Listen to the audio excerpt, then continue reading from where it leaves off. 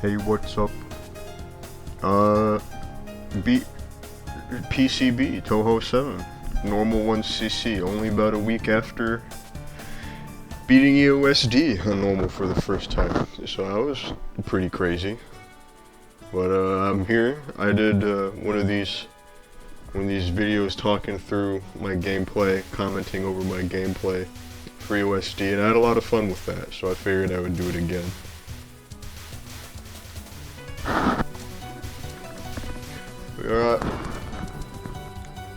I'd say overall, PCB felt much more difficult than EOSD. I don't think it's much contest actually for me. I really don't know what the consensus is on the overall difficulty of these games between each game. But yeah, PCB felt like a difficulty spike, at least on normal, as someone who's only been playing on normal.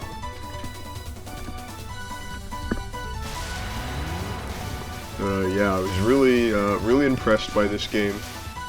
Really love a lot of the changes Zun added to this game. We weren't quite there on spell card practice yet, but you know, that's the next game we get it. But the boss indicator at the bottom of the screen is really nice. It's the kind of thing you play with it and you can't believe it wasn't in EOSD. But I feel like a lot of the bosses in this game are much more active than a lot of the EOSD bosses, where they're moving around the screen a lot more. And so having that indicator at the bottom is just really useful. And even Letty here. Letty feels like a much more difficult first boss than Rumia did. Which isn't saying too much, and she's still a first stage boss. But, I mean, if your lead's stronger, then it's gonna be more punishing down the line. Maybe, perhaps.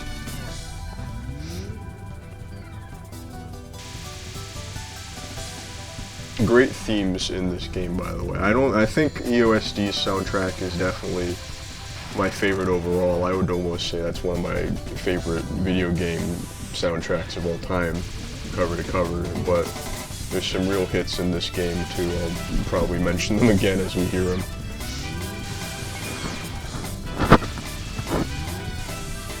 This spell card, so this is a great example.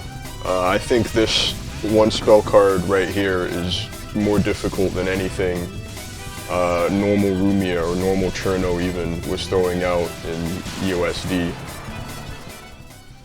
You have to have some, not super precise of course, but it's precise enough movements, and you have to be able to look ahead. A lot of Rumia's spell cards you could just kind of stare at Reimu or Marisa, whoever you're playing as, and just move her out of the way as things come into your peripheral, but you really need to be able to study the incoming icicle pattern on that spell card in order to get around it.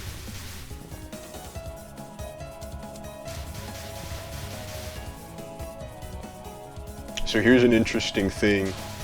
One of these little interesting introductions to this game, these strange little, I don't know what you want to call them, they're like see-through discs or bubbles almost, where the fairies appear in. You're kind of telegraphing where attacks are going to come from. And here we have Chen. Chen's a great example of bosses in this game that just move all over the place. As you can see right now, she's just kind of bouncing around in place, but gets a lot wackier and wilder later.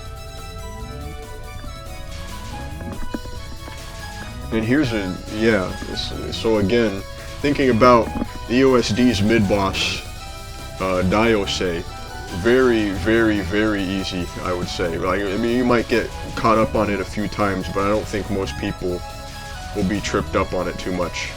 But you can see right now, I mean, this has already gone on twice as long as Diose would take to take down. So that's, you know, it's a pretty big deal for stage 2 to be extended that long.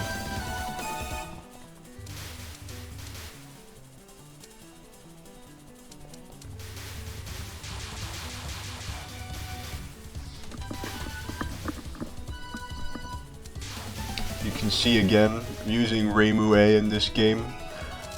When I first tried this game out a few years ago, or even earlier this year, I was using Reimu B. I thought the extra damage from Reimu B would be more useful. It's not. It absolutely wasn't. The homing amulet on Reimu A simplifies a lot of tricky things to come later in this game. But here we are at Chen, boss of stage 2. Okay, and look at that spell card movement right there. I mean, obviously you don't need to track that, right? You're not going to be looking at the bottom of the screen trying to match all those movements to optimize your damage. But, well, there's a hint of things to come, right? She'll be moving around a lot more in some later spell cards.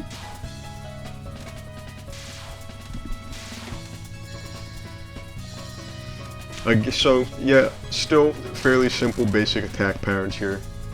Aimed arrows, balls just kind of scattered about. Here's one where Chen moves a ton.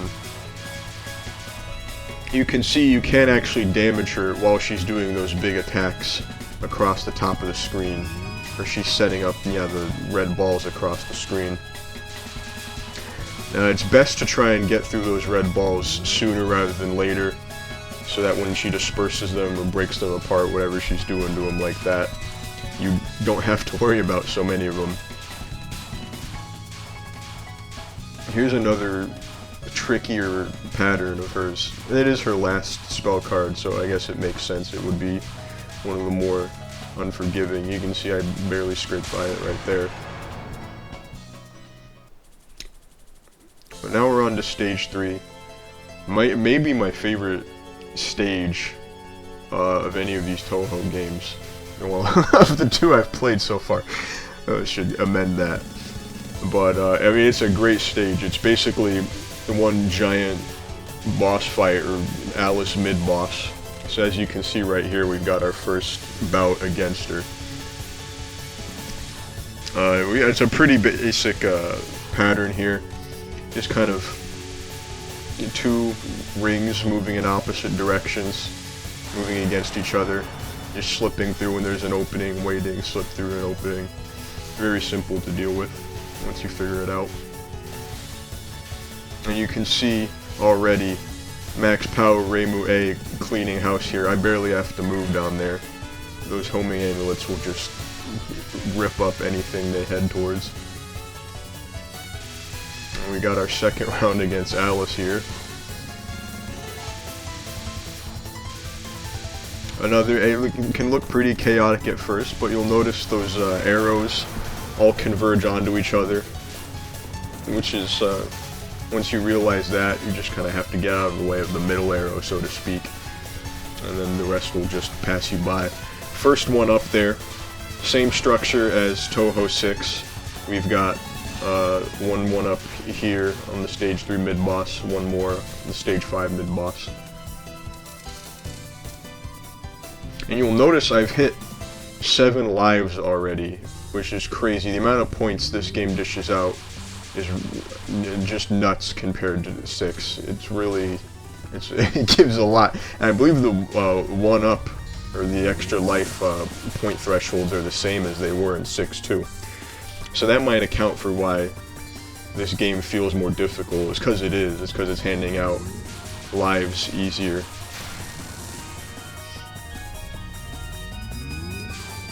Oh yeah, here we are on Alice. One of my favorite themes in the game, this boss fight theme.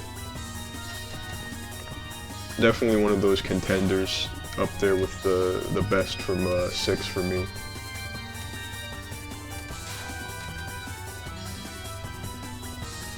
This is a fairly tricky spell pattern. Yeah, I should focus on this more. I should talk through this one a bit.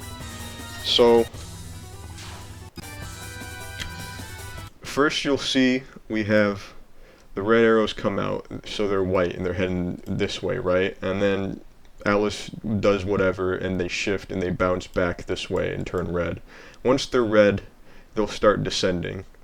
Now, when they're going right to left like this, there's not much you can do besides just thug it out, just make it through it. But once she does one of those horizontal oriented ones, she'll throw these blue ones out. I think you probably could see it there, but I'll point it out more clearly. So there's the blue ones. Blue ones became white ones, became red ones, and then you can see she throws out these blue ones as well while the red ones are falling still. And what these are going to do is bounce back in towards Alice. So when they turn white, right, the blue to white to red, so the white ones will bounce back in towards Alice and then bounce back down once they turn red towards you. And what this means is, because it's not flipped horizontal, you've got this kind of, they'll come in like this, right? And then they'll flip back down like this. And you can see, right? It leaves this space here. You can kind of hang out. There's some randomness to the pattern, I believe. But if you're in this area, just between where these blue spaces are, these blue arrows, then you're going to be in a much more favorable position to deal with this pattern.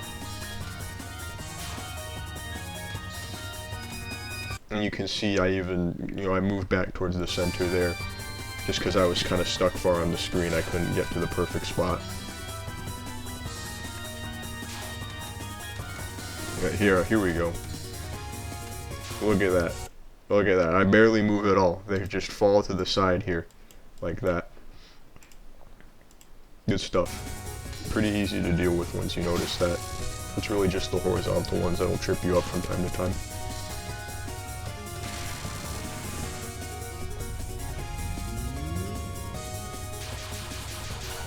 This is I was gonna say interesting. It's kind of a nothing burger spell card, if I'm being honest. Perhaps this is a lot more challenging on higher difficulties, but I feel like as long as you're not playing, super reckless, super close up, not playing too cowardly and hiding at the back, you really shouldn't find yourself too difficult, or find it too difficult. You just pass through the gaps in the bunches of crystals and you get the chance.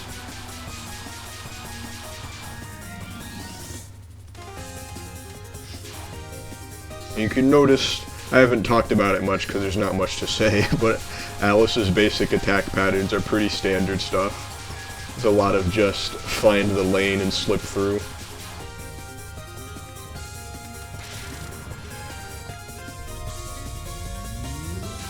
Much more forgiving than later basic patterns are going to be. This can be a tricky one here. Yeah, you can see I've used my first bomb on this one. She's spinning around these dolls in the center, and they're just shooting crystals all over the place. So this is one of those patterns where you can just get stuck with you can get stuck in a bad spot pretty easily, just caught between a bunch of stuff.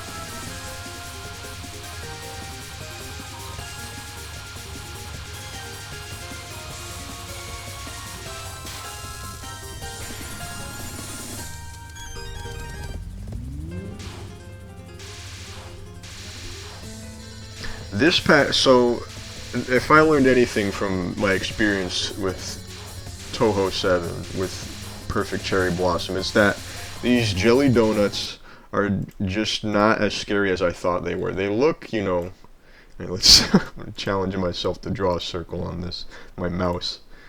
They're like this big, right? They look, oh, so close. Here, let's see the circle tool out. Okay, that's not gonna work. Alright, we're just gonna do a crappy circle. They look this big, but in reality, they're really only about.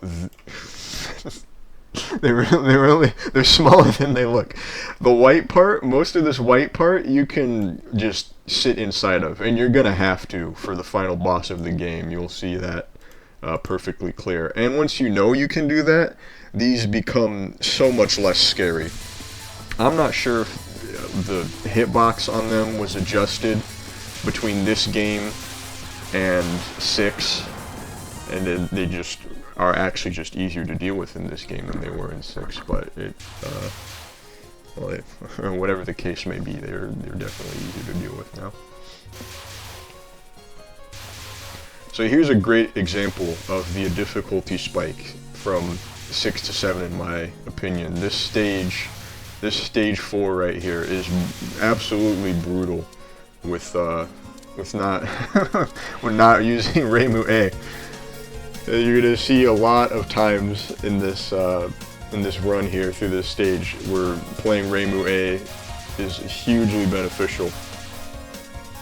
Right here, I mean, it's a great example. You can see I'm holding down focus fire, and it's just hitting anything that comes on screen without me needing to deal with it, which is really important for those little balls, these little ball guys that just dashed across here, because they will just cover the screen if you don't deal with them quickly. These fairies too, you can see, let me pause it real quick. Perfect timing. Okay, you can see you've got these 2 fairies will show up kind of one by one. They'll come down and they shoot this I don't know what almost like a sea star shaped attack at you, where this middle column right here will be aimed, you know, directly at you, or at least wherever you were when they started the pattern. And then another one will come down and do the same thing. It'll be a different, it'll be green, the one on the right will be yellow, left will be green. But when you destroy one of these fairies, they take out some of the pattern with them. And I'm not talking about like the rest of the pattern doesn't come out. I'm talking about like about, you know, I think it's a circle, some radius around them just like deletes all the bullets they put out, which is big. That's a big deal to clear stuff off the screen. And with Reimu A, you're able to just sit underneath one of these and attack them with your normal attack, and then the homing, as you can see, is going straight for the other one.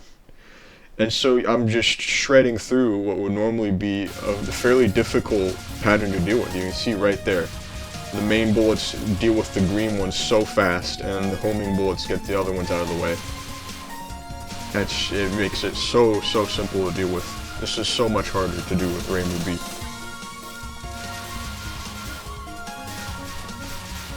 And you can see here too, I can just slowly kind of meander around the bullets, back myself into a wall there. But I don't need to worry about hitting any of the enemies, because consarn it, that homing amulet will take care of it for me. I can just worry about getting out of the way. It helps that these are mostly pretty squishy enemies too. Not all of the enemies on this stage are so squishy, unfortunately. Hey, case in point, Lily White, the mid-boss here for this stage. This is a tricky mid-boss. It's only a bomb you get from it, but it makes it all the more sad when you're forced to bomb on it. You can see the red arrows here kind of come straight at you. Ooh, let's see if we can get the image fixed there.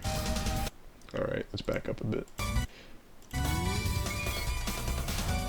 So she sets out these huge rings with the white bullets and these, you know, the red arrows interlaced, interwoven. The red arrows will go straight for you, as you can see here. These ones here, and the white crystals just kind of fan out like you're seeing white bullets. So it's important to kind of recognize that the red ones are going to come straight for you, and so you should sit in a spot where the red ones, where you know the red ones will be heading, right? So wait for the red arrows to head out, and then step to the side and navigate through the red bullets when you can. So you can see right there, move to the right, move a bit more right, navigating through. We get kind of stuck back here with the balls, but you can slip through. And so here we go, move left, move right again, slipping through the white crystals. I got a little scared right there. I don't think I needed to bomb there, actually. I think I was alright. We'll look, take a closer look at it.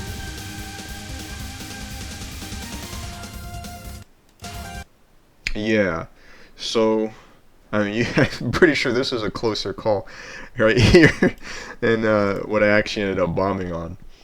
But the blue balls are heading left, and the the red balls are heading right.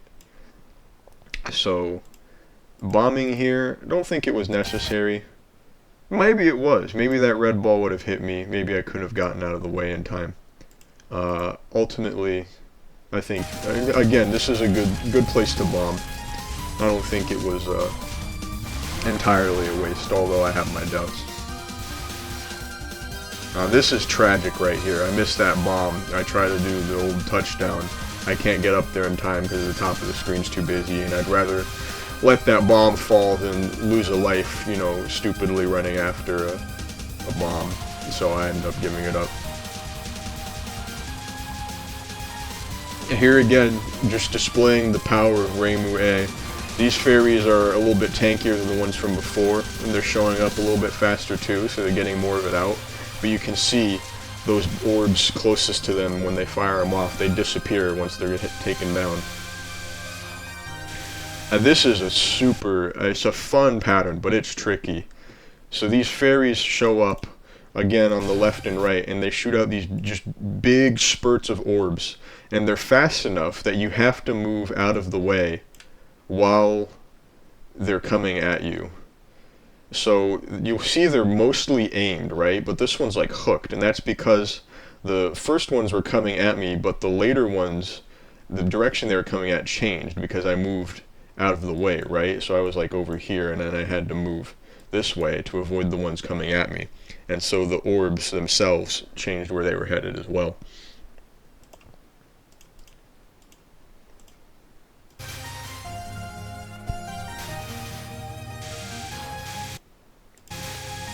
Yeah, you can see if you can manage to hold still for as long as you can, they'll come in pretty darn straight. So it helps if you can maintain focus for this, just because you'll be moving slower, of course, and it will keep the orbs from spreading out too much. But as you see later, you're just gonna have to move eventually. Yeah, these red ones here, I don't know. I guess it's because they send out multiple volleys back to back like that. But you see, I'm not focused anymore. I've got to make sure I can keep moving.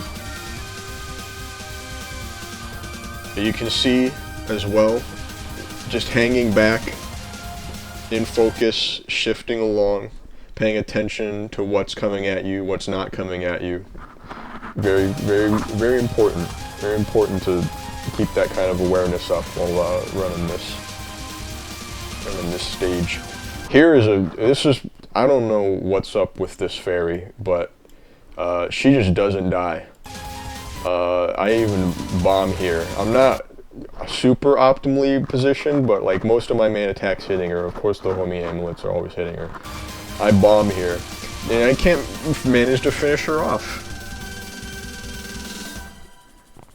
I have no clue. I imagine she must be killable. I don't understand why Zune would include an unkillable enemy for the finale to stage 4 here. Anyway, now we're on to the Prism River Sisters, one of the most interesting fights in the it probably is the most interesting fight in the whole 2 games I've played so far. A lot to talk about here. This basic attack pattern is really tricky. Where's my mouse go? There it is. So these donuts come down, and they're dropping this this trail of these, you know, pink, magenta, whatever colored orbs, and they'll slowly just kind of scatter towards the center. And I have to assume it's random because I can't find any sort of structure to it. And you might think it's better to hang out on one side over the other so that you can, see the orbs coming to you as you can see that you can give yourself more time to react to the orbs coming your way. But I found it's actually easier to head into the orbs just as they start to fan out and disperse and get through them as soon as possible. The only issue with this is if you get a little overzealous or if you push through too far, you can end up clearing right back into the track of the next jelly donut she sends down. Unfortunately, that's my first death of the run right there. But you can see even dying doesn't stop the pattern from playing out. Very scary. But thankfully that scariness is over. We're on to the next pattern here. Much easier to deal with. You follow the lanes. Slide between bullets. I end up bombing there.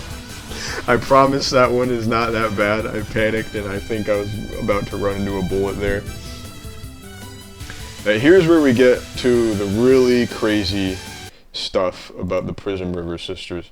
So, whichever Prism River Sister you attack in this pattern will determine what the next sister you'll be fighting will be.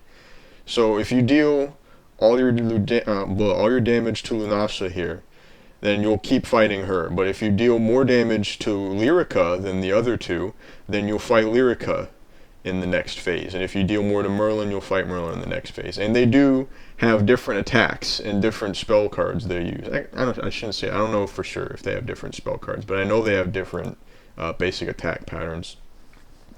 You can play around with this. Using Reimu A, you're almost always just going to get Lunasa just because she's the closest to you. So it's who the homing amulets are going to target automatically. But if you're playing a different character, different loadout, give it a try. Try attacking your different sisters. See who you like fighting best. This pattern here is kind of brutal. I kind of glossed over it talking about the cool mechanic of this fight. So you get these notes coming down, and these notes will eventually burst into these short rows of balls. Now that's not too bad. We know we can go between those. It's pretty obvious. That's what it's designed for. But then we get these red arrows that come in, and they are targeted. And the best thing to do is hold towards the center and then shift gently to the left or right to slip through these lanes, because the red arrows don't stop coming except for one gap right here. You see this gap? This is your chance. You need to get back to the other side of the stage, or else the red arrows are going to keep you boxed in over here, and the balls from the notes are going to keep you boxed in over there, and you're just going to be in trouble. You see, I end up bombing there because I got stuck in between a lane of balls right as a red arrow was coming for me. That's a little far back. Right here. Kind of pretty precarious. So this is heading like this. This is heading down. There's this other one heading right here, but I think if I could have afforded not to move until this red arrow passed, it would have been fine. But this is a scary situation to be in for sure. I guess I suppose I could have pushed through the green lane earlier to not end up in such a shitty spot, but again, this is what bombs are for, right? You gotta use them to get out of these tricky spots.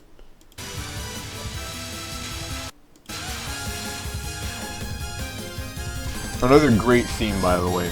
Another one of those contenders for great touhou themes of the many. So this is, it's a pretty busy pattern, but it's pretty simple overall. Not easy, but simple. The red crystals will head out in one formation. You see there, oh, it's gone. And the blue crystals will head out in a different formation. It's all based on where she's sitting on the screen, the direction they'll be heading, the way they'll line up or not line up. So it's best to just take it slow and move through it piece by piece. Ended up bombing there. I don't even think I needed to. I think that was a really extra bomb. A particularly extra bomb.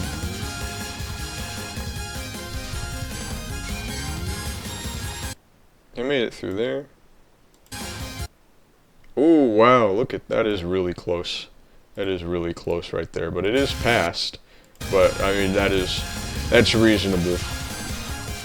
For those of you who don't know about, well, okay, I don't know what the correct term for the mechanic is, but there's a mechanic in these games. I call it perfect bombing. It might have another name. I think counter bombing might be another term I've heard for it. But essentially, if you use a bomb within a certain amount of time after you've died, you'll actually not die, and the bomb will go off. And you can tell you've done it properly if you hear the, you know, death hiss, but your bomb goes off anyway. And of course, you won't have lost a life either. But that is an important mechanic to know. And I bring that up there because what it means is you need to predict your death to a bit of a degree to get perfect bombs off. So Reimu has the most forgiving perfect bomb timing, if I'm not mistaken, in this game at least. She's got 8 frames. 8 frames from the moment you die, from the moment the bullet kills you, to bomb.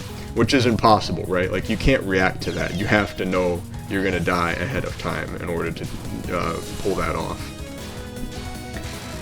And I'm talking about game mechanics again, but this is another super cool, super scary spell card here. Not this one so much. This one's pretty slow.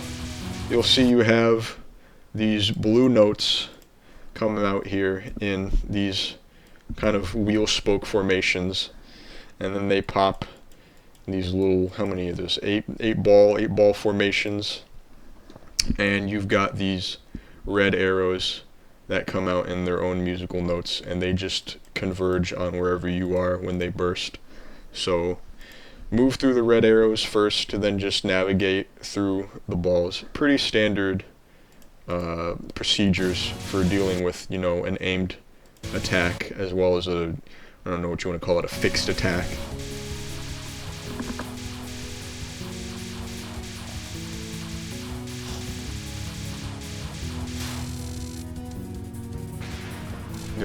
Very brazen move. I don't know what the hell I was thinking, but I went right up here to get a touchdown for the points. This is a really bad idea because, first of all, I can't even see myself anymore behind here, behind the portrait of the sisters. And if Lyrica had touched me back there, I'd have died, and I wouldn't have been able to do anything about it. So yeah, I wouldn't recommend doing that. Especially not on this boss, of course, because, you know, 3 sisters are taking up a lot more of the screen than one would. So here is super interesting spell pattern, spell card. The Lunasa in the middle is setting out these very standard looking fans of bullets, but when the lasers produced by the other 2 sisters interact with them, they change direction based on the orientation of the laser when they contact it. So you can see right here actually is a pretty perfect example. These ones in the center here are all part of this same ring that these were from. But because they, so like let's say if these lasers weren't here, you can see these 3 right here. If these lasers weren't here, they'd kind of be arranged along this, you know, yellow curve I've drawn here. But because they have impacted it, they've changed to travel perpendicular to the laser now. And what this does is create another kind of fan effect that lets you, or a fan, a V, that lets you sit fairly comfortably in the center. But of course, it's not just these, this V you have to deal with too, because you have these normal bullets coming down still. So this is a very tricky pattern, very pretty, very cool design wise, but it can be pretty tough to deal with. I have a lot of trouble still gauging what I can and can't fit through. I'm definitely more confident now than I was when I started, playing 6 way back whenever. But sliding through like this, like I'm not confident about that at all. That shit scares the fuck out of me. I don't want to do it. So I'm pretty sure I bomb right here. Oh no, okay, I sidestep it in time. Oh yeah, and to make matters worse, each of the sisters is shooting out these blue little volleys here on the sides, just to keep you from like sneaking up to the sides here, where you might get out of the way of the lasers. Oh, and I should mention too that the lasers themselves do kill you if you touch them. Maybe that's obvious, but if you ever chance it, yeah. See, like that, you might be chilling up here, and then you just get pimp slapped by the laser, and you're like, ah, hell, what the hell? That's no good. And yeah, you can see the madness of this spell card happening right here too. You've got this line of 5 heading like this. You've got these heading this way. You've got these over here heading this way. So you've got stuff heading in all sorts of directions, in all sorts of configurations. It feels really, really hectic. Yeah, see, I ate it there. Pretty bad. Let's get a slow one. Let's get an instant replay. So yeah, these ones came out from the side here. I think this is the barrage right here that does me in, this last yellow one.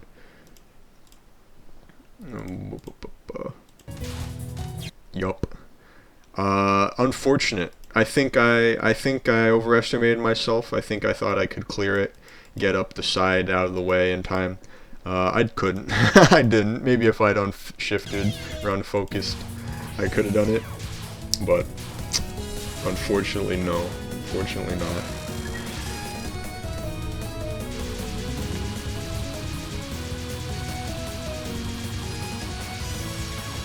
Another really cool pattern here. Not so difficult, I say, as I forced a perfect bomb through it. I think this generally is less difficult than the one that comes before it. Same principle. The lasers here, as you can see, are redirecting bullets that are shot out from the center based on, whatever whatever laser they contact and whatever orientation the laser is in when they contact it. Probably important to note, probably should have mentioned this earlier in the boss fight, but all the sisters share 1 health bar. So you can attack any of the sisters here, and you'll deal, the same amount of damage you would. You'll still be dealing damage, more importantly. It's not a huge issue for Reimue, because, the homing amulets will go straight towards them, regardless, but, yeah, if you're doing a more traditional linear character, it can be useful to know. On to stage 5. Stage 5 is another stage. Reimue helps. Playing as Reimue clears very simply. Compared to the stage, this is one of the few instances in this game where I'd say stage 5 is actually easier than the stage 5 of EOSD. Which is pretty big. It's like, this is the start of, I shouldn't say the start of the final push. The difficulty is high at this point in the game. Alright, now you're dealing with the difficult stuff. Now dying on a stage is not like something, truly catastrophic or truly, truly horrendous, truly impossible. This is now a very real threat you have to worry about, these stages. Here's I've had a lot of trouble with these. I still have a lot of trouble with these. They don't appear all too often, that red and yellow volley. But I'll get a closer look at it. So you can see red arrows burst out, and the orange ones burst out, but some of them don't. Some of them rotate inward. You can see what I mean looking here. Oh, well, that's just lovely. So you can see they've converged into the center here. The red ones are still, jeez, excuse me. The red ones are still all right in line over here, but the oranges have lined on top of them, and unfortunately they're gonna pass through, and they're gonna come out the other side. And you can't see it very well, the image is effed up, but yeah. So I guess I've been doing this intuitively, but the best way to deal with it is to wait for them to cross twice. So you can see I'm right next to one of those red columns here. It's real spread out now, but all of the orange arrows are heading away from me at this point, so I can just chill next to it. So what this means is you'll have to sit pretty far back. You might need to make some crazy calls to make it through this, but well, that's what you have to do. So you can see, is that, what happened there? It looked like the red ones were moving in.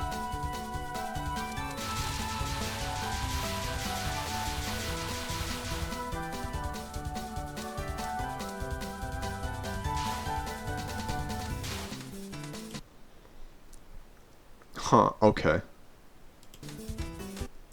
That's interesting. Those red ones, let's see if we can get the screen not to tear once. Oh, come on, I wasn't looking. I'm busy fiddling with the...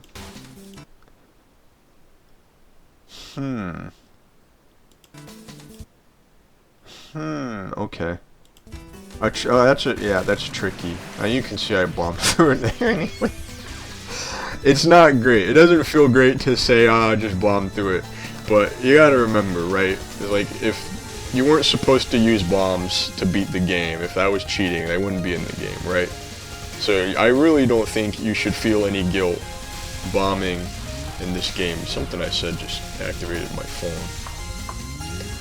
I should not get distracted right now, because this is the difficulty spike of this stage. We got Yomu here. A lot of patterns here to talk about. Keeping in line with this game's very long mid-boss fights, we start with this big thing here. There's important things to note. This first dot appears very low to the screen. You can see I'm really low right here. This is not like where I normally like to hang out. I normally like to be around here. But you'll learn very fast. If you hang around up here, you will just get hit by this spell coming onto the screen. That dot has killed me more than a few times, and so I've learned to hide down here in fear when Yomu appears. As for the pattern itself, it's scarier than it looks. Really, you just want to stay. You can see I was hanging out on the corner here. You want to stay to the sides so that the pattern is kind of lopsided like this. You can see a pretty clear lane through here. Unfortunately, you're not going to be able to go through. You're just going to kind of go inside, and it'll expand, as you see. And you're going to have to just stay within this lane while keeping the oncoming lane in mind. Yeah, so that didn't make a lot of sense. Let's get it a better look at it.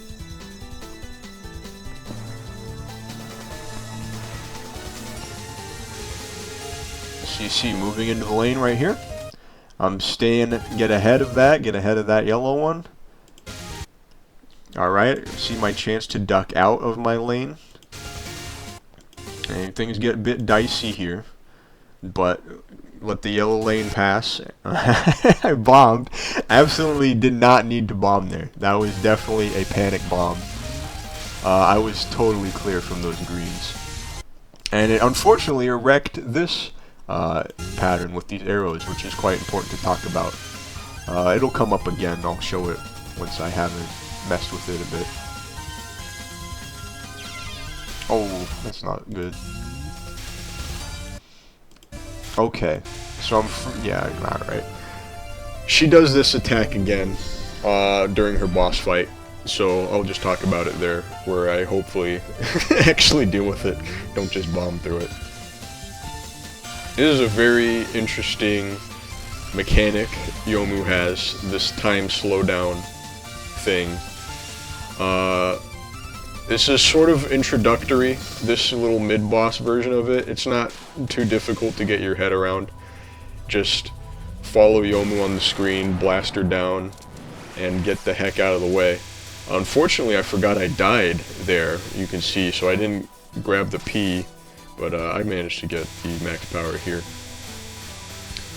This is a very strange stage pattern, where the fairy's just kind of throwing all these arrows and balls. I'm not sure if it's random or not.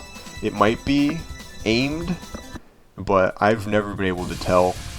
Just kind of have to go through it. So here we go again. You can see it starts with the same attack she did as a mid-boss. Stay in the corner, heading through the lane, and boom, I'm through. You see those are going to head away. Now I can slip through, get into the green and orange side, and now we can talk about the arrows. Okay, the blue arrows come in a stack of 3, and the middle one will always be aimed at you.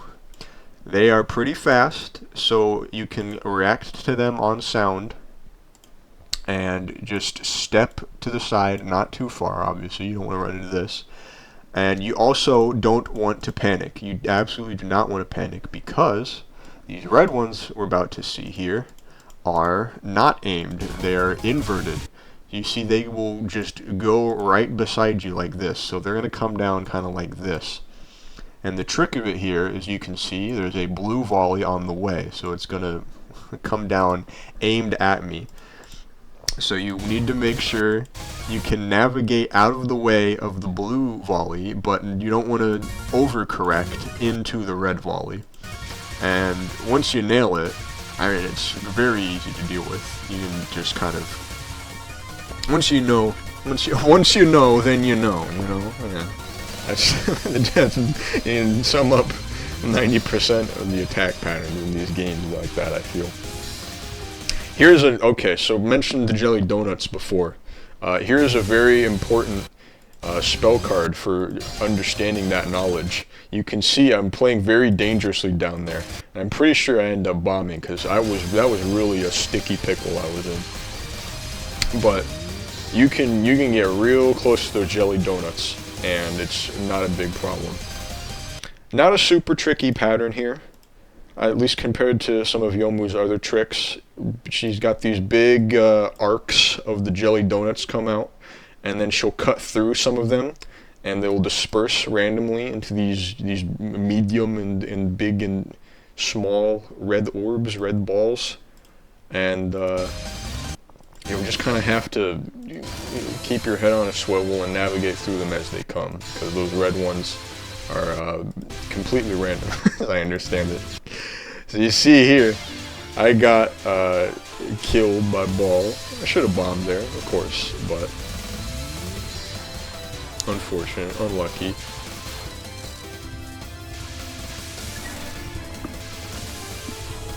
Alright, here's another tricky basic attack from Yomu. So I'm gonna let this, oh, that's not cool. Let this play out. I'll explain it here with the next one. So the yellows and the blues, they come out and they fan to the sides. They make a very nice, gap here in the center for you to just head straight through. Second volley comes in, blue and red. Same deal, gap straight through it. The trick of it is she will throw aimed knives, blue and red, straight at you. So if you, and they are fast, maybe you could clear this, before the knives get in the way, but I never gave it a try, and I don't think you should either, unless you're feeling very brave. Uh, so you need to sort of dodge to the side here, hold back for the pattern to spread out, and you just kind of have to make a quick zigzag movement through the gap here. Once you, unfortunately, you need to be hanging out towards the center too, right? Because you don't want the knives to be aimed at you when you're on the side here.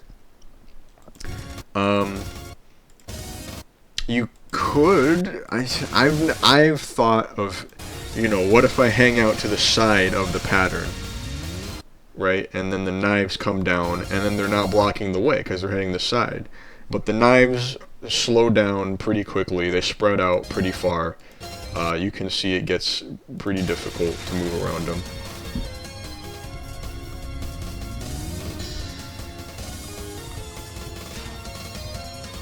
Okay, so here's a pretty tricky spell card that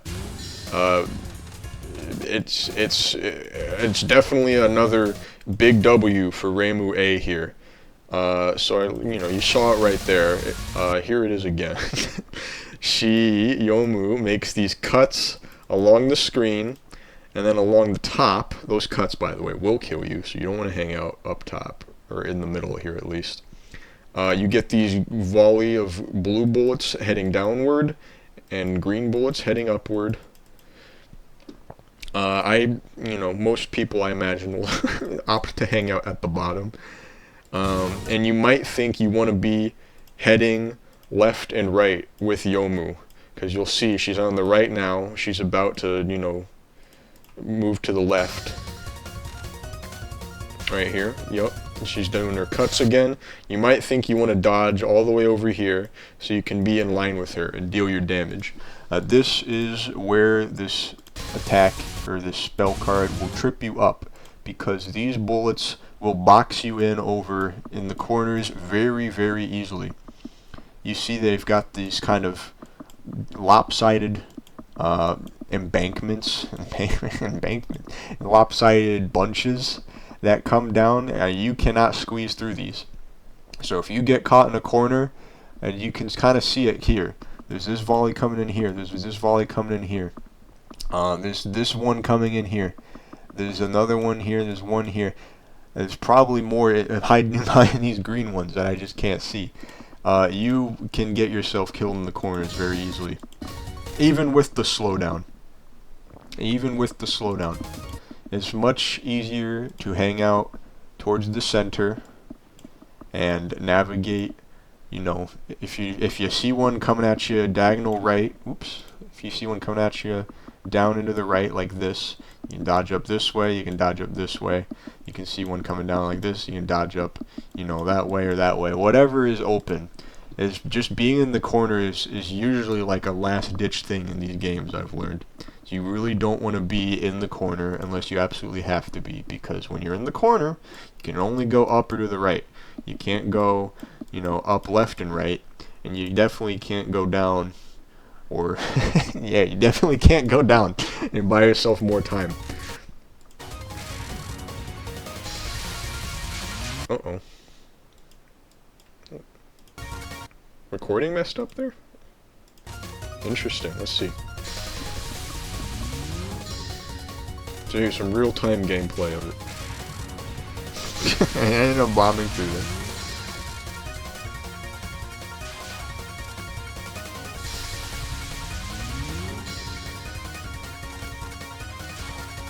Yeah, you can see it right there. It's very handy to not have to be in the corner, to be able to move left and right.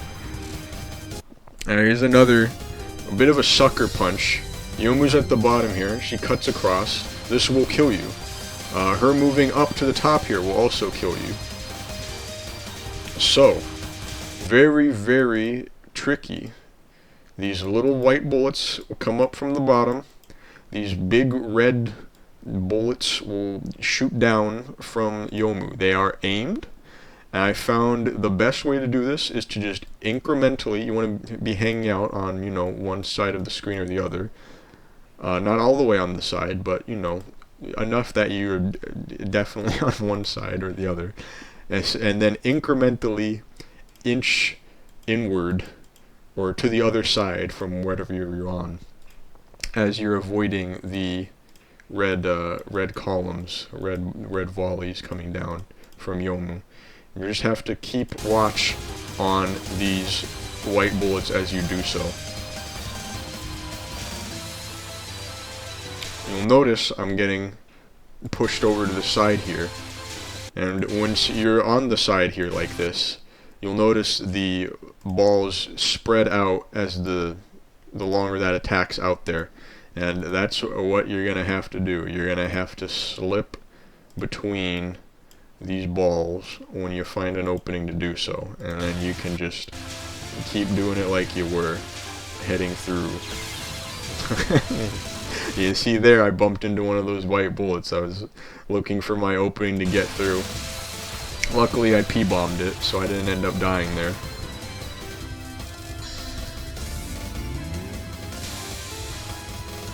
And this is kind of a nice change of pace. This is Yomu's last spell card, and it's pretty easy. She sends out these big arcs of arrows, and then they all disperse from the center when she does her cut, and then she slows down time for you and makes it a bit easier to get through it all.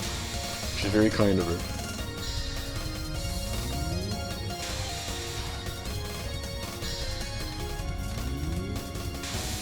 You can see there, that would have been a lot scarier if there was no slowdown.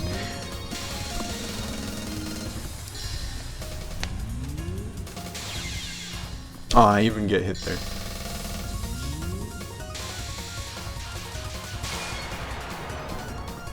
But yeah, that's Yomu. That's stage 5. So stage 5, last stage here, not stage 5, stage 6. It's definitely, I would say this is an easier stage than EOSD's final stage. Which is sort of interesting, because Yomu comes back for the mid-boss again, and she's doing the same things she was doing last time. But it looks very scary, and it kind of is, but once you recognize that Yomu's going to show up and just clear the board for you, this becomes a lot less threatening, and you can just kind of hide back at the bottom here like I am. And, keep your wits about you, stay alive, you don't need to kill anything, because Yomu shows up and then they're all gone.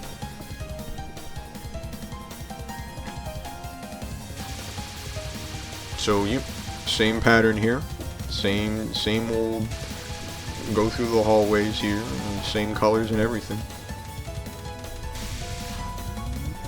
Yeah, and the same blue and red arrows doing the same thing talked about before. And this is it's a strange spell card. I'm not really sure what it does the little bell ring, like the time stops kicking in, or the time slowdown, whatever. But it doesn't actually slow down. So it's just kind of disorienting. Other than that, it's pretty simple to deal with, and you'll be happy it is, because you're on to the final boss after that. Yuyuko, wow, what a great boss, right? So first attack pattern is actually pretty easy. You just kind of head through these bullet lanes here. You just gotta wait. You gotta be a little patient, right? If you go in there now, you're gonna get killed. Those yellow bullets are in the way. But you wait a little bit, and they line up. You're like, oh, maybe I can make it through there. I don't know. I think I actually end up bombing here. But, I don't know. Yeah, I do. Okay, I end up P-bombing through it. It was certainly easier than Remelia's first attacks, I'd say. But maybe now that I'm over my jelly donut fear, it wouldn't be so bad.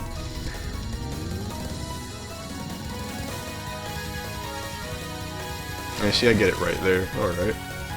Alright, first spell card. What a crazy spell card. Okay. I love this spell card so much. So she's sending these arrows down from the side, and they make these kind of snaky trails. And it's good that they're snaky trails because it creates these openings the further they travel. And you're going to need to pay attention to those openings, and you're going to need to take advantage of them quickly because she's got this big claw of lasers that comes down from the side. And it's going to take up all of this screen over here. So you can't get through it either. You have to get through these arrows on the side here. You can see that goes pretty deep in. I didn't grab it there, but it'll go like all the way, you know, cover half of the screen, box half the screen off. You can't use it. And then she switches sides afterwards. So you gotta shift over here, do the same thing, get in. Oh, but wait a minute. Look at that. Look at that. Uh-oh. The claw's gotten closer. Yeah, you're gonna have to play a little more dangerously the longer this spell card goes on. Because that claw is going to get closer and closer to your side, your quote-unquote your side of the screen each time it comes out. It's just such a cool spell card. It's a really interesting idea that it just gets more, it just shuts down more of the screen the longer it goes on. You see I was forced to bomb there because the claw just got so far over. I was like, I don't want to risk it right now. I got 2 bombs and 5 lives. There's no reason to play brazen, play crazy. It's fun. I haven't been talking about this game this whole time. I haven't even mentioned the supernatural border. There's not a lot to say about it, honestly. It just protects you from a death if you press bomb while you're using it, or while it's up. Or if you get hit while it's up. Now, it's interesting here. I'd be interested to know. So after you clear that first spell card, you know, points drop like normal. And I've always been too chicken to go up to the top of the screen when she busts this fan up here to touchdown and collect all the points that fall. Because I'm afraid that the big fan back there will kill me. So if anyone knows for sure, let me know. Comment about it. Really cool attack here. This is the learning moment for me. You'll see me play. I don't need to pause. You'll see me plenty of times just slipping through the white parts of the jelly donuts here. Absolutely necessary too, by the way, because there's just to get that perfect space, you know, where you like, oh, I can get through that. No, you're gonna need to learn that you can slip through the white spaces there.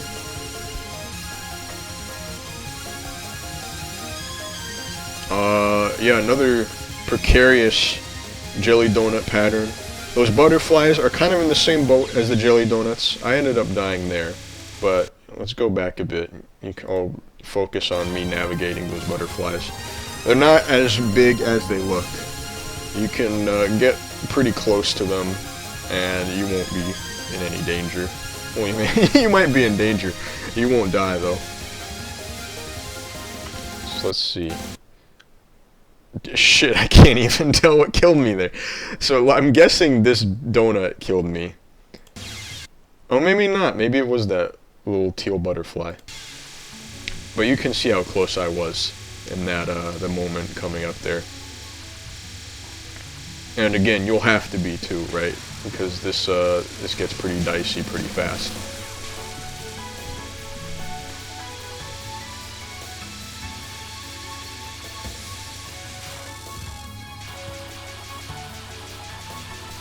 Ah, okay.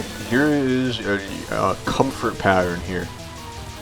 So I only kind of discovered this on this stage, or on this run of this stage, I should say. But you can just kind of chill out unintuitively in the bottom corner here. You'll be able to avoid most of the knife patterns as they're coming in circles, right? So they'll either be heading horizontal above you down here, or they'll be heading just too narrow, too vertically for them to be any real threat. Especially for, you know, another Reimu A player blessing, you're getting all your damage in while you're doing this too, right? So, win-win.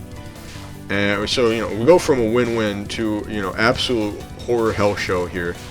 this is probably the scariest spell card she does. You see these trails here, this white wispy stuff. They will track you around and they'll blossom outward into a batch of butterflies like that. Those butterflies will kill you, but these trails will also kill you. So if you have to stay moving, you have to avoid the blue balls. Did I mention there's more attacks, right? And you have to avoid the burst from the wisps as well. All in all, this can be a lot to juggle, making sure the wisp's not about to come out on top of you. I ended up bombing quite a bit here, just because this is such a hectic pattern for me. I don't know how I lived that. I remember, well, I can't say freaking out, because, yeah, I can't really afford to freak out, but I was like, holy shit, I shouldn't be alive. I guess it's a good demonstration of how forgiving the butterfly hitboxes really are. Yeah, I mean, look at that. Like, what? Oh man, that's tight. I got so lucky. I got so lucky getting enough damage there, because that next butterfly burst, I don't know if I would have gotten so lucky again. You can see, I think that's the first time I've deliberately used the supernatural border this run with the there. I just hit bomb and it'll clear the stage like a bomb will. I don't think it gives you any iframes though once you've done it. Pretty nice basic attack pattern here. Kind of works on the same principles as Youmuu's arrows did. The light blue ones will go around you, the dark blue ones will go towards you. These green butterflies are not very scary, they're pretty spread out. So you can really just keep doing the exact same thing you were doing for Youmuu's arrows. Just be cognizant of where the green butterflies are. And don't be afraid to bomb if you need to.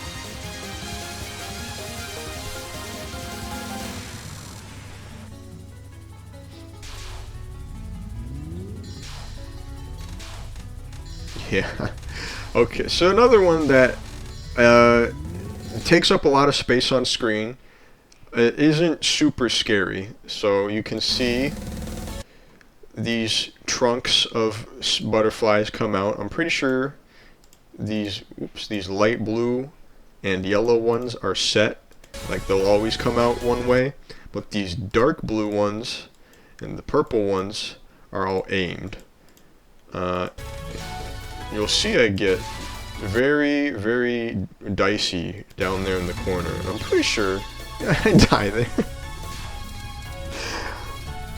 But that'll just be the name of the game with this one. I'm bombing through it here, but I think playing it slow and steady, again, would be the obvious play here. You don't need to adjust as much as I am. Like, I've kind of backed myself into the corner really quickly here. If I had stood my ground a bit more, only made slight adjustments to get out of the way of the dark blue volleys and the pink volleys, and then just, you know, keep the blue and yellow ones in mind, I think I would have been mostly alright.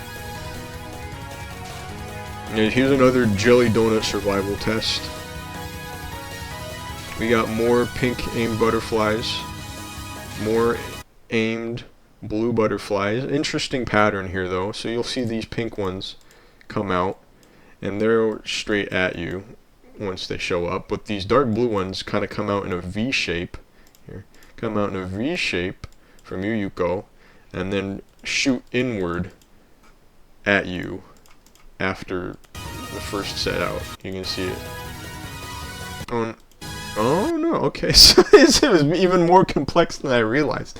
They actually fan out. You see there, they kind of curled out in a sort of, you know, recycle shape, you know, reduce, reuse, recycle, that kind of shape. And then they launched out towards you, towards me, towards all of us lovely players.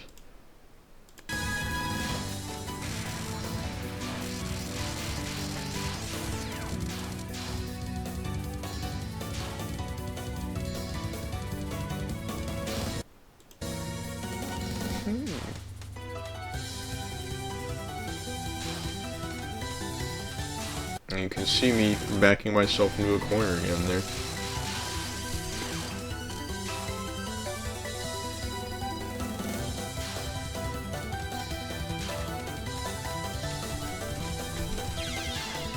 Yeah, that's rough.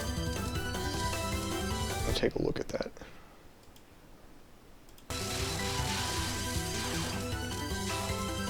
So yeah, down. Okay, 3 lives here. No bombs left, so I couldn't have bombed out of it. So, kind of hanging towards the center here. Got these blue butterflies coming in from all angles, pink bullets ahead of me. I think these are moving to the right, and then this is moving down. So maybe I could have slipped in here, in kind of this little space here, and been alright.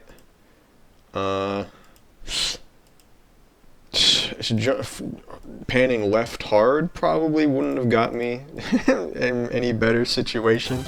Yeah, that was moving too fast. Unlucky. So yeah, I neglected to mention, but that was it. That was the last spell card. Not technically, this is the last spell card. So I know I mentioned final spell cards talking about Remelia in the last video, the last commentary, but this is an actual proper last spell card, I suppose. It's just all the clock here. You just have to survive. There's no damage to deal, you know. I guess, yeah, you'll probably be attacking just out of habit. But the nice thing is, this is not actually a ridiculously crazy pattern. So you get these lasers are very real and they will kill you. But you can very easily slip between the blue and the pink butterfly columns that come down here. And I'm bombing through it, but I'm not going to bomb through it forever. And then these red ones come down in a zigzag formation, kind of like that. And if you just keep in mind, I used the barrier there, the boundary, the border, one of those B words. If you just keep in mind where the first one of these is, then you'll know where you want to sit. You want to sit right, you know, on the inside of that curve, that slant. And then the rest of it will just need a little tiny movement.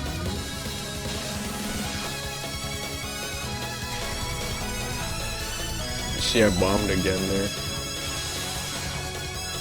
I'm definitely in the, like, win it mode right now. I mean, I'm not feeling like playing very daring. And that's it. And she dies. So, I know, maybe a bit anticlimactic to do this, but I want to go back and I want to see if I actually did manage to get through this. Okay, right there, boom. So yeah, alright, there you go. I mean, proof I'm not talking out of my ass talking about the blue and pink butterflies.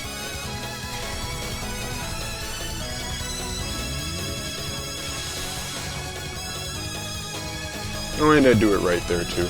There you go. Great theme, by the way. You know, the theme changed with the final spell card, but yeah, really, really lovely theme, Border of Life.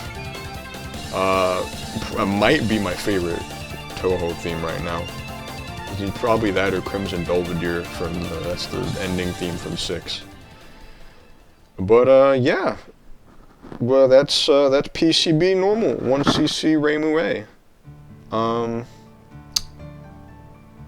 Better result than last time even too. Had a bomb, had a life still left at the end, so yeah, I'm looking forward to touhou 8. And before the video loops, you know, sign out. See ya. Thanks for watching.